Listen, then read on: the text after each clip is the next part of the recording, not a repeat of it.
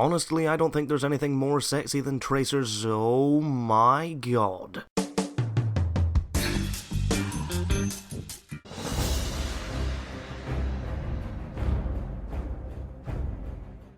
Hello everyone, in this video I'll be looking at Overwatch and going over the basic features of the game and then giving a short opinion at the end about how I feel about the game. So the first thing that I want to go and talk about is the training mode.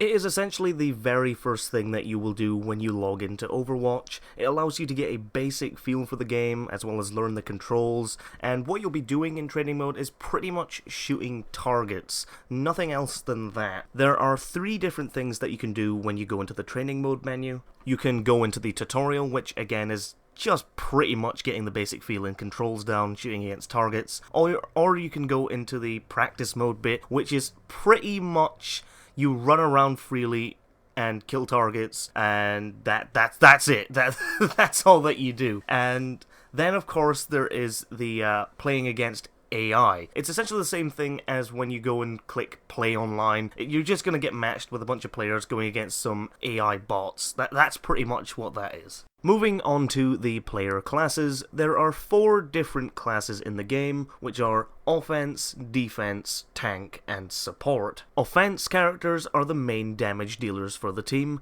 They are there to push through the opposing team's defenses and then go and capture objectives. Defense characters deal a high amount of damage to try and stop the opposing team's attackers from getting to an objective. You can use them offensively, but they are honestly far better at just staying in the back and protecting the objectives. Tanks are able to take a lot of damage and have abilities to help push offensive players through the opposing team's defenses. They are there to distract the opposing team's defense and protect the offensive players. Support players can be split evenly between defense and offense, either to help attack or to help defend. All characters under their support class are able to heal other players. As well as being put into separate classes, each character has their own unique special ability. Most of them are massive damage dealers, apart from the support characters, which are able to have massive amounts of healing, or in Mercy's case, resurrect players after they have died.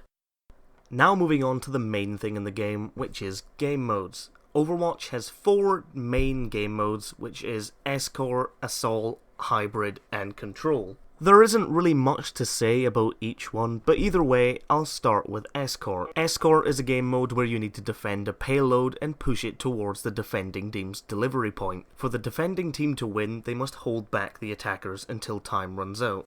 Assault is a game mode orientated around capturing objectives around the map. The attacking team must capture all the critical objectives around the map, while the defending team must hold those points until time runs out. Hybrid is essentially a mixture of different game modes. Right now there is only one hybrid game mode, which starts with Assault and then ends with Escort. I can imagine there'll be many different variations of hybrid game modes, but since the game's still in beta we can't really tell right now, so we're gonna have to wait until the official release on the 24th. Control is a capture point based game mode which has 3 rounds. Teams must battle to capture a control point on the map by pushing the capture bar to 100%. Once a control point is captured, a new point will be selected on the map, and then the teams will have to battle to get that point. You currently cannot select which of these game modes you play, as it is selected randomly when you search for a game lobby. However, the game modes are selected through which map you are playing on. You do, however, get to select different player modes: Quick Play, AI, Custom Game, and Mystery Heroes. Quick Play is the general player mode of the game. It matches you to players who are of equal skill to yourself, so both teams will be reasonably equal. AI is pretty much a break from competitive gameplay. It is good for testing out a character you haven't played before, or pretty good if you're trying to get a better feel for the game before heading against other players. Custom Game is a private game lobby where you can invite and play with your friends, or just mess around yourself with a bunch of AI. It's also pretty good for making yourself look awesome on camera. And then of course there is the final playtype, which is Mystery Heroes. Now, it's pretty much its own game mode, but applies to the player characters instead of the objectives in the game. Each time that you die, you're going to get put to a random character, you don't know which it is, and the first time you spawn in, you think you're gonna get a nice character, like, oh yeah, I picked the Reaper here, but when you spawn in, it's just a completely different character. It can be great to find a character that you've not played before, that you might be good at, and that you might enjoy, and if you don't like changing it up a bit. Or it can add a bit of challenge to the game.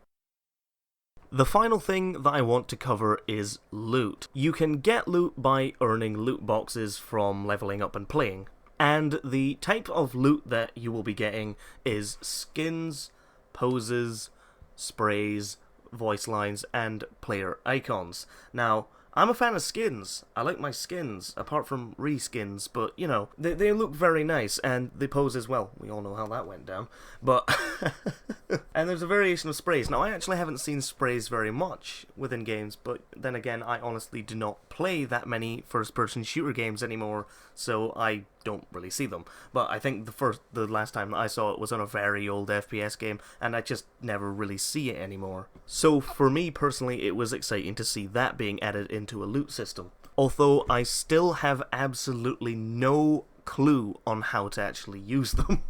There are different rarities of loot though, and I believe those rarities are along the same lines as like common, uncommon, rare, I don't know, epic, legendary, along those basic lines. So if you open up enough of these, you're going to get a very nice item, some very nice skins and stuff like that. Now, I've actually seen some of these skins and they look really nice. Like there's like the Awesome Reaper one where it's like a macho man, I don't know. It's a nice bit of player customization.